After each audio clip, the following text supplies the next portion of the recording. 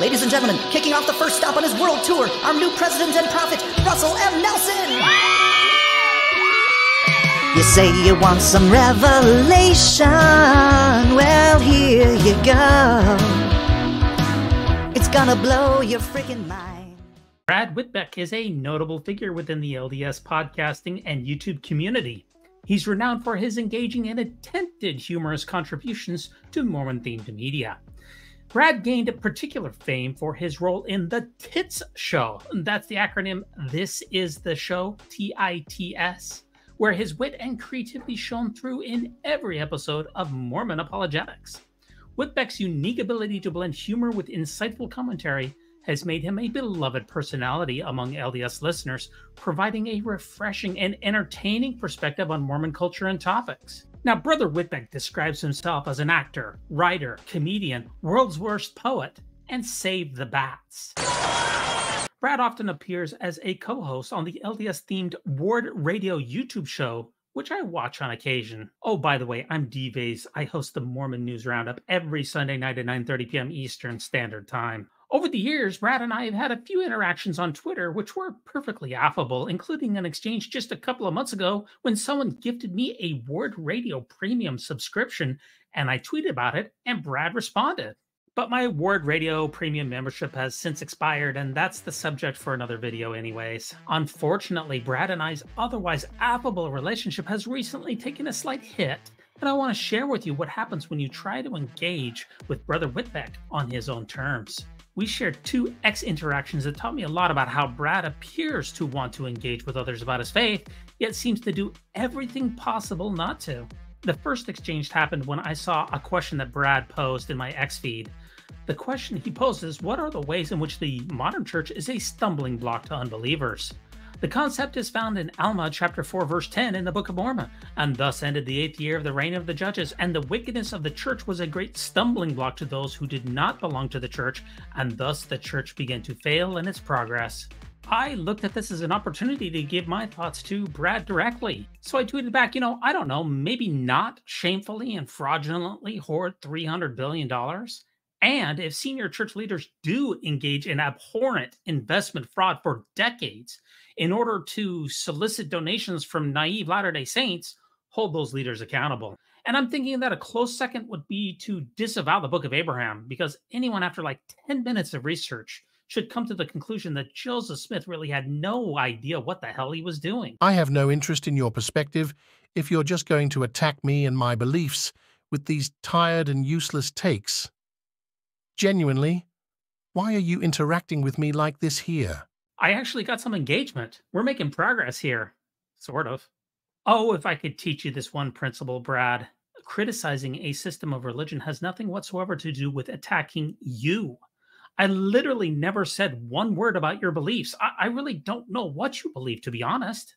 You and the church are simply not one and the same. Mormons are generally great people. The best. You and them and me, I'm a member, are not the church senior leaders who fraudulently and shamefully hoarded $300 billion through the Ensign Peak scam. We were not complicit in this shameful investment deception that went on for 22 years. Sum up, a criticism of the church is not an attack on you personally. People and ideas are different. Let's back this up just a little bit. You posed a very public question on X, which went basically like this. How can the LDS Church ensure its behavior doesn't turn away potential converts? Good question.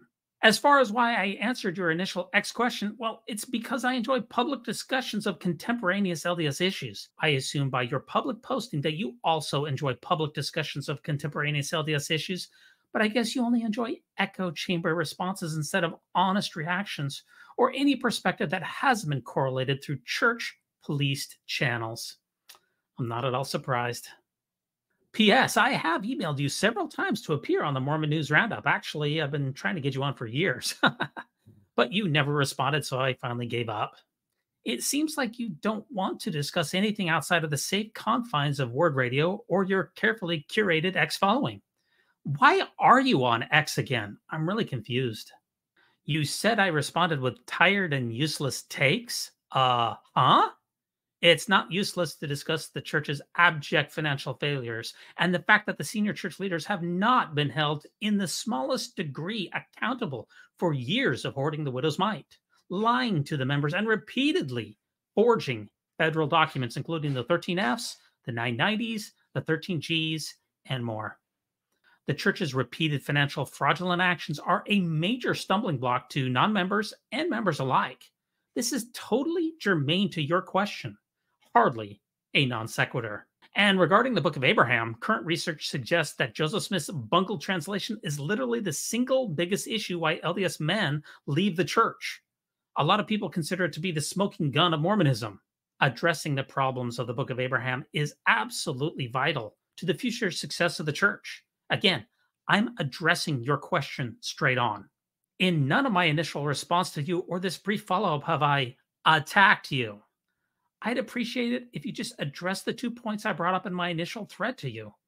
Or perhaps you'll just retreat to the safe echo chambers of Word Radio. Think celestial, Brad. Think celestial. No, thanks. I did get another reply from Brother Witbeck. So no attacks? Just nice little insinuations of cowardice if I don't address your criticisms? Yeah, sorry, that's BS.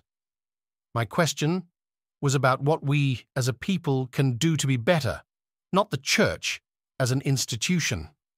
It's what Alma 4 is about. You clearly missed the point. It's more of a correct prognostication, really, than an insinuation. The fact that you're taking a pass on discussing these issues in public after asking for input shows that my priesthood discernment is still spot on. If only I had been there to stop Mark Hoffman. Yet you are happy to engage with others in the same thread. I guess you just put the kids' baseball on top of the T-ball and swing for the fences. It's really inspiring. Let me help you out here, Brad. I hate to see you flounder around. It's not a good look.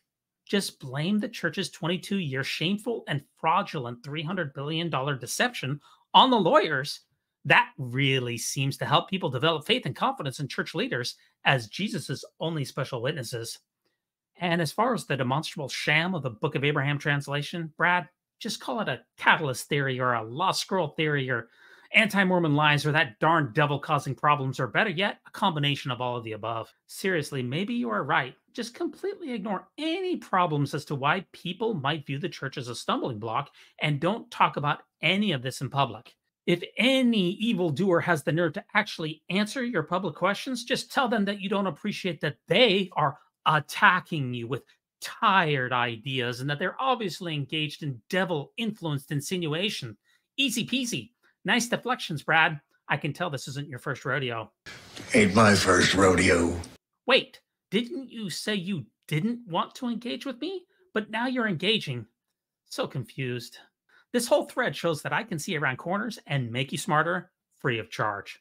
CTR. I said, I have no interest in your perspective if you're just going to sling some tired anti-garbage at me. Now it is glaringly apparent that that is the only thing you want to do, even though it's not really related to the conversation I was starting with this post. Nah, you asked why some people would see the church as a stumbling block. I responded with my top 2 reasons, and you refused to engage because I was insulting and attacking and anti and using tired ideas. You know, Brad, go back to T-ball. Block me on X so you won't have to see any of my sling. Delete, delete, delete, delete. Brad simply won't engage with the replies that I provided. He gives the semblance of wanting a dialogue in public, but if you don't feed him the food that he's been forced to eat his entire life through church correlation, he won't respond in any meaningful way. So much for following the biblical injunction in 1 Peter chapter 3, verse 15.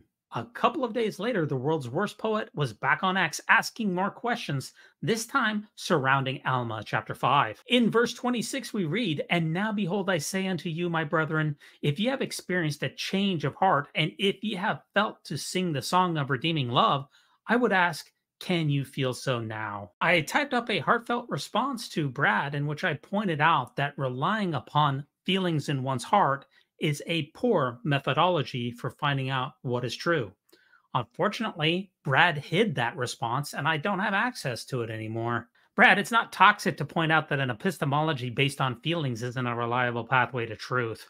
It's not toxic to highlight how many other high demand and harmful cults want people to look at life transformations as proof positive of supposed divine transformations in favor. It's not toxic to reflect that there is no reliable methodology to discriminate between a person's inner feelings, delusions, hallucinations, and supposed supernatural ones sent from alleged heavenly beings. It's not toxic to see how many other faiths out there claim that the peace that you feel when you contemplate their metaphysical nonsense is from a ghost, ghoul, genie, spirit, and therefore you should join them and give them lots of money. You know, Brad, the CES letter has an excellent treatment of this entire subject, and the corresponding video that Jeremy Reynolds posted showing how following the spirit is a poor method for determining truth is very compelling. Hey, Brad, for once, if you reply, leave the name calling behind just for once. Try it. You might like it. Sincerely, Brother Toxic. As I told you before, your comments were irrelevant to my post. I haven't called you names. I have called out your toxic behavior of posting anti-Mormon content that is irrelevant to my questions. I'll hide irrelevant replies. This thread is about charity, not epistemology. I don't understand you, Brad. I truly don't. You're a public figure who often asks for comments and dialogues in various faith issues on X. I provide you with well-reasoned and heartfelt responses, yet you repeatedly call me names, won't engage, and hide my replies. They blocked me? Asking Brad to engage or share his thoughts on the questions that he poses is tougher than negotiating a settlement for fraud with the SEC. It's more taxing than hiding the rock and a half for generations, and it's harder than explaining why Jane Manning James deserves to be Joseph Smith's eternally sealed slave. Brad's go-to canned responses in advance are the following. These are all just nasty attacks. They're tired ideas. They're irrelevant. They're tangents. They're anti-Mormon lies, toxic concepts, judgmental bigotry, useless dialogue, and proof that I'm just having a bad week. Notice the complete lack of engagement on any of the subjects that he posed, that he asked. The ironic thing is, if you look at his Twitter following, you will see that he engages with everyone else in the comments so long as they parrot back the official correlated church Sunday school responses. Brad's ready to engage. The moment that anyone puts up the slightest question to him, well, he goes to his playbook. I'm finding out how hard it is to engage with you, Brad, because you seem to use a mix of prepared, canned non-responses, ad hominem attacks, name-calling, and/or you just hide the comments that don't pass your priesthood-inspired discernment. I mean, I spent hours working on my responses to your post questions about how, according to the Book of Mormon, God works on our inner hearts to change our lives, but I presume after praying earnestly about it, you hit it. It really makes me not want to spend more time with you because perhaps that was your goal all along. Non-engagement. Serious question, Brad. What is it with Mormons and hiding things they don't like? Where does the urge come from? Is it part of LDS DNA or maybe the church's handbook of instructions, or is it just passed down during disciplinary councils where shriveled up white guys passed sanctimonious judgment on scared teenage girls who made out with their boyfriends but were guilted into telling her pervy non-background check bishop? Let me know. Since you felt the inspired need to hide my comments, Brad, let me give them to you here about Alma chapter 5. Alma chapter 5's feeling of a change of heart comes through supposed supernatural means. Mormon doctrine teaches that such changes come from the Spirit, who is the teacher of all truth. You do know what the word epistemology means, right, Brad? You can lead a horse to water, but in that thread that you hid, I wrote about how many different religions with competing claims all trot out followers' life transformations as proof positive of supposed divine endorsement. But with all of these competing claims, life transformations are not at all a reliable pathway to finding any value in such change of heart. Whether a person's heart continues to be changed today, like Alma wrote, has nothing whatsoever to do with the truthfulness of their metaphysical paradigm. That's a problem. A big problem. Brad, I literally directly answered your questions, and my answers were totally germane to the topic at hand. What a shock. You, on the other hand, make excuse after excuse and use what I have come to find out is your dodging and ignoring playbook. You seem to only engage with people who parrot back your carefully correlated and echo chamber ideals. I honestly don't know why I'm even bothering, because it's apparent that you're not an honest interlocutor. Or maybe it's because it's anti-Mo, or insults, or attacks, or toxic, or whatever other excuses that you have. Or maybe it's just your inherent need to bury things that are either tough to talk about for you, or that you have no good reasons. Hiding things, making excuses, and dodging questions are your hallmarks, Brother Witbeck. That's inspiring. Inspiring? You know, Brad, I've been on Twitter for a couple of years now, and I've never hidden a thread in my entire time. I didn't even know it was possible. I don't hide things because I have nothing to hide. That's the difference between us. You do. Shit. Hide that thing. And I suspect that that will forever be what separates us, Brad. You have an inherent need to dismiss critical responses to your naive questions, play the victim card, "he attacked me," or just outright ignore difficult questions unless someone writes a cue card, plants it 2 feet in front of your face to read, and pays you to speak. What a clue. I will dismiss you without further argument.